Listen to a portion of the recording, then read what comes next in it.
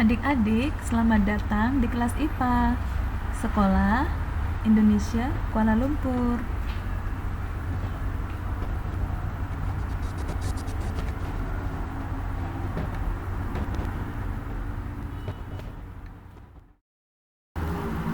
Assalamualaikum warahmatullahi wabarakatuh. Alhamdulillahirrahmanirrahim.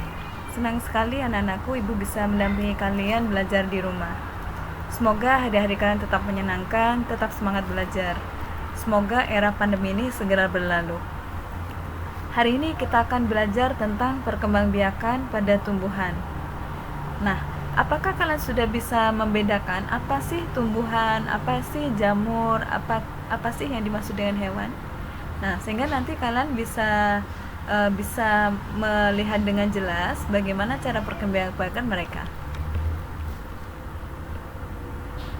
Nah, dari gambar berikut, manakah yang termasuk tumbuhan? Tentu saja kalian akan menjawab yang termasuk tumbuhan adalah rumput, kemudian pohon, kemudian bunga gitu ya. Kalau yang bisa berpindah tempat seperti ini adalah hewan. Ular hewan, sapi hewan, ayam hewan, kelinci hewan, monyet pun hewan. Nah, bagaimana dengan jamur? Apakah dia bisa dimasukkan dalam kelompok tumbuhan? Kalau kita lihat, jamur ini tidak memiliki sesuatu yang hijau di tubuhnya. Kalau ini ada rumput yang tumbuh di sekitarnya. Jadi jamur ini tidak bisa dikelompokkan ke dalam tumbuhan karena dia tidak memiliki klorofil. Jamur ini bisanya hidup dengan menumpang kepada makhluk hidup lain atau menguraikan sisa organisme makhluk hidup. Oke, baik. Jadi mana tadi yang termasuk tumbuhan? Bunga. Apalagi? Pohon. Apalagi? Rumput. Oke, yang hewan yang mana? Monyet, kelinci. Apalagi? Ayam. Apalagi? Sapi. Apalagi? Ular. Nah, kalau jamur tadi termasuk tumbuhan atau bukan? Bukan. Oke, dia masuk dalam kingdomnya sendiri. Dia tidak dimasukkan dalam kelompok tumbuhan. Oke, baik, kita akan belajar materinya lebih detail ya. Nah, kita akan belajar definisi, kemudian perkembangbiakan generatif, vegetatif, dan latihan soal.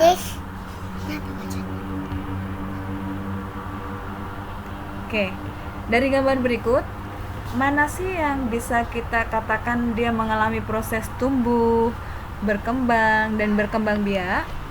Saya kasih clue ya. Kalau yang tumbuh, ciri-cirinya adalah dia menjadi besar. Yang mana dia? Kecambah. Oke. Kalau yang berkembang itu memiliki kemampuan. Nah, yang berkembang itu adalah ini. Dia mulai berbunga. Nah, dia nanti mulai bisa berkembang biak. Ini berkembang namanya ya. Tapi kalau yang ada sesuatu di tubuhnya yang akan menjadi generasi baru, ini namanya dia akan melakukan proses perkembangbiakan. Nah, di sekitar pohon pisang ini ada tunas, begitu juga bambu. Kalau pada cocor bebek ini namanya tunas adventif. Oke, jadi ini tadi tumbuh pada kecambah ya, kemudian yang ini tumbuh dan berkembang. Jadi dari sini ini adalah proses tumbuh. Kemudian kalau yang proses berbunga ini ada tumbuh dan berkembang. Nah, kalau pada tanaman ini berkembang biak. Jadi tumbuh tadi adalah proses perubahan ukuran volume yang bersifat kuantitatif atau bisa diukur. Nah, kalau berkembang adalah proses perubahan yang berkaitan dengan kualitas, misalnya kedewasaan dan kemampuan. Sedangkan berkembang biak adalah bertambah banyak. Ini terkait dengan pelestarian keturunan. Baik, sekarang kita akan membahas tentang perkembangbiakan generatif. Perkembangbiakan generatif adalah perkembangbiakan secara kawin. Nah, didahului dengan proses penyerbukan dan pembuahan. Nah, ini bisa terjadi pada tumbuhan yang memiliki kelengkapan yang diperlukan dalam proses penyerbukan dan pembuahan, yaitu bunga. Nah, kita akan melihat bagian-bagian bunga itu.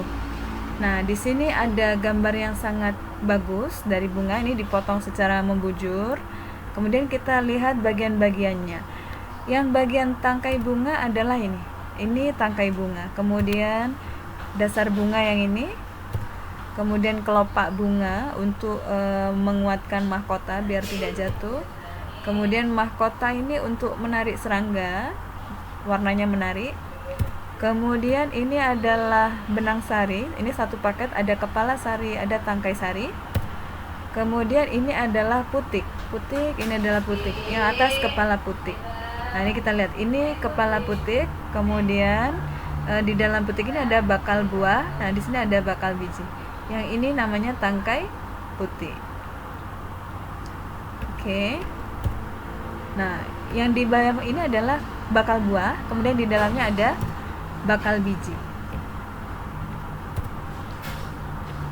Nah, bagaimanakah proses penyerbukan? Nah, proses penyerbukan itu adalah proses melekatnya atau jatuhnya serbuk sari ke kepala putik. Nah, di kepala sari ada serbuk sari.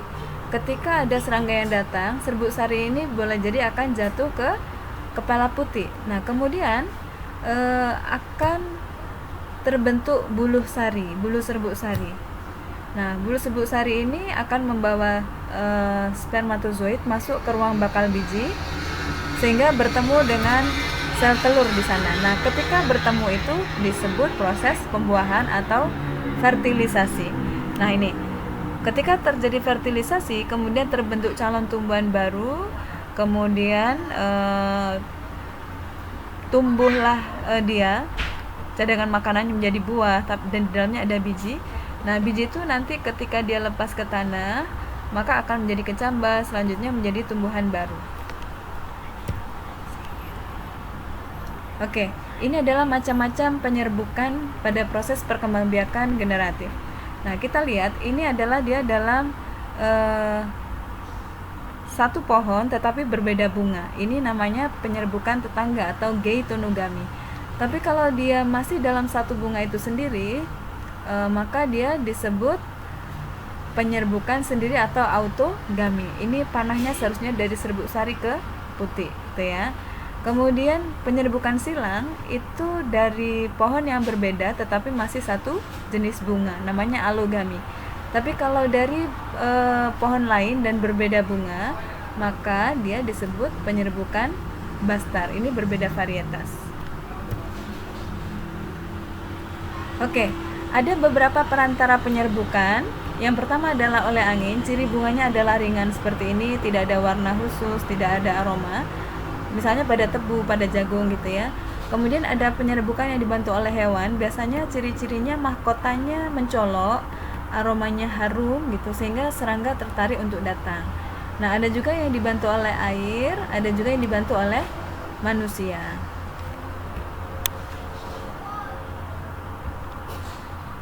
Baik, itu tadi pembahasan tentang perkembangbiakan tumbuhan secara generatif. Mudah-mudahan kalian bisa memahaminya dengan baik. Pertemuan lagi kita akan melanjutkan tentang perkembangbiakan secara vegetatif. Assalamualaikum warahmatullahi wabarakatuh. Jumpa lagi bersama ibu anak-anakku. Ibu senang sekali bisa mendampingi kalian belajar di rumah. Mudah-mudahan hari-hari kalian menyenangkan. Tetap semangat belajar, jaga kesehatan. Semoga era pandemi ini segera berlalu. Pada pertemuan sebelumnya kita sudah belajar tentang perkembangbiakan secara generatif. Nah, kita sudah belajar tentang definisi apa beda tumbuh, berkembang dan berkembangbiak. Kemudian kita sudah belajar tentang perkembangbiakan secara generatif, definisinya, kemudian siapa saja yang berperan dalam penyerbukan generatif, kemudian jenis-jenis penyerbukan generatif, serta komponen bunga. Nah, hari ini kita akan belajar tentang perkembangbiakan secara vegetatif. Oke. Nah, kalau perkembangbiakan secara generatif itu adalah didahului dengan proses penyerbukan, maka kalau yang perkembangbiakan vegetatif ini tidak didahului dengan proses penyerbukan atau tidak kawin. Nah, kalian bisa lihat di sini contoh tanaman yang berkembang biak secara vegetatif adalah bambu ya. Biasanya di sekitar pohon bambu itu ada tunas-tunas kecil yang biasanya kalau dimasak di masakan Padang itu sayur rebung namanya. Nah, ini kalau masih muda memang sangat lembut dan sangat lezat jika dimasak. Kalau ini adalah rumput, ada beberapa jenis rumput yang berkembang biak seperti ini. Ada perpanjangan dari tubuhnya, membentuk akar baru, dan begitu seterusnya. Ini namanya dengan geragi atau stolon.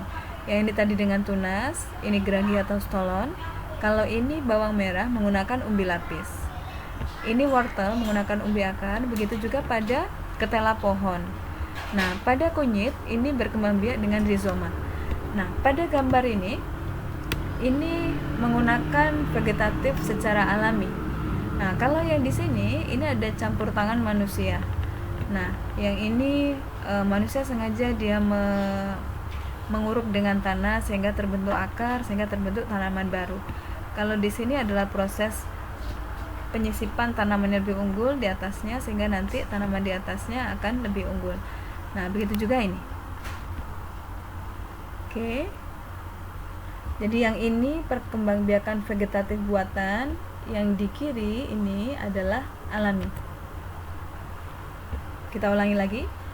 Yang bambu tadi dengan tunas, stroberi dan rumput menggunakan geragi atau stolon, bawang merah dengan umbi, wortel dengan umbi akar, ketela pohon dengan umbi akar, rizoma dengan kunyit dengan rizoma.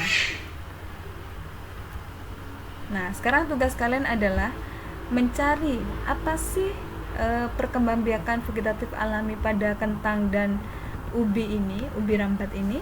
Nah, silakan kalian cari, nanti sampaikan jawabannya kepada Ibu melalui Google Classroom ya.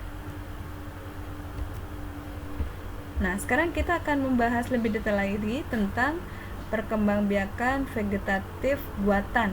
Nah, pada gambar pertama ini adalah mencangkok. Nah, kalian lihat ciri tanaman yang bisa dicangkok adalah dia berkayu, pohonnya bercabang gitu ya. Nah, misalnya pohon mangga, pohon rambutan gitu. Ketika pohon itu berbuah lebat, biasanya orang tertarik untuk mengembangbiakannya dari pohon tersebut dengan cara singkat sehingga cepat berbuah. Nah, syaratnya tadi adalah tanamannya berkayu, bercabang. Nah, biasanya dia tanaman yang berkembang biak secara generatif pada dasarnya, tapi bisa juga disiasati secara vegetatif biar lebih banyak keturunannya. Caranya bagaimana? Pada bagian ranting itu dikupas kulitnya sekitar 10 cm, kemudian lendirnya dihilangkan. Setelah itu diberi tanah, kemudian tanahnya dibungkus. Nah, pembungkusnya ini bisa dari sabut, bisa dari plastik, asalkan ada sirkulasi. Kalau plastik ini harus dilubangi, kemudian disiram secara rutin sehingga tumbuh akar. Nah, setelah tumbuh akar dipotong. Dipotongnya tentu saja di sini ya. Di sini. Kemudian ditanam. Nah, setelah ditanam, dia akan menghasilkan tumbuhan baru, tumbuhan yang cepat berbuah seperti induknya. Tapi usia hasil cangkok ini biasanya sama dengan induknya karena dia secara biologis usianya sudah tua. Oke. Nah, selanjutnya adalah stek dan menempel atau okulasi. Maaf, di situ ada kesalahan. Nah, ini tertukar label. Seharusnya yang okulasi itu ini. Kemudian, nah yang ini stek. Nah, stek itu pada pohon ubi kayu. Jadi mudah sekali, tinggal dipotong batangnya, diletakkan di tanah. Nah, itu seperti lagu ya, tongkat kayu menjadi tanaman lah itu. Jadi pohon singkong ini gampang sekali menanamnya karena tanah di Indonesia itu sangat subur, dia langsung tumbuh menjadi tanaman yang baru. Kalau cara okulasi ini adalah menempelkan mata tunas dari tumbuhan lain yang lebih unggul kepada tumbuhan lainnya tapi masih sejenis. Misalnya yang pohon utama itu mangganya masam, kemudian yang ditempelkan ini adalah mata tunas dari mangga yang manis. Nah, ketika ditempel, prinsipnya samanya dikupas bagian mata tunas itu, kemudian disambungkan, diikat, nanti mereka menyatu membentuk pembuluh. Dari sini akan muncul ranting. Nah, dari ranting itu nanti akan menghasilkan ada yang bunga, kemudian akhirnya berbuah. Nah, buahnya akan sama dengan yang ditempelkan, berarti yang manis gitu. Oke, kita sudah selesai pada pembahasan perkembangbiakan vegetatif. Kita tadi sudah belajar beberapa hal. Coba kita tengok kembali di kosakata apa saja yang sudah kita pelajari dari pertemuan pertama dan kedua ini. Kita sudah belajar tentang istilah tumbuh. Nah, ketika kalian ada kata tumbuh, kalian harus sudah bisa jelaskan apa bedanya tumbuh, apa berkembang biak, kemudian generatif, vegetatif, penyerbukan, pembuahan atau fertilisasi, kemudian vegetatif alami, vegetatif buatan, mencangkok, stek, menyambung, geutonogami, autogami, dan seterusnya. Nah, kalian nanti bisa belajar lebih jauh. Ketika ada kata-kata ini, kalian sudah harus ada gambaran. Oh, ini adalah ini adalah ini, gitu. Jadi mana yang mana kelamin jantan? Nah, benang sari. Mana yang penyerbukan sendiri? Autogami, begitu. Mana yang vegetatif alami? Vegetatif alami misalnya gerage, stolon, bilapis gitu. Jadi kalian harus banyak berlatih, banyak melihat kalau punya kebun di rumah. Tapi kalau di Kuala Lumpur biasanya kalian gak ada kebun gitu ya. Kalian bisa menanam sesuatu di balkon, tapi tidak mungkin pohon pisang gitu ya. Baik, selanjutnya kita akan ke latihan soal.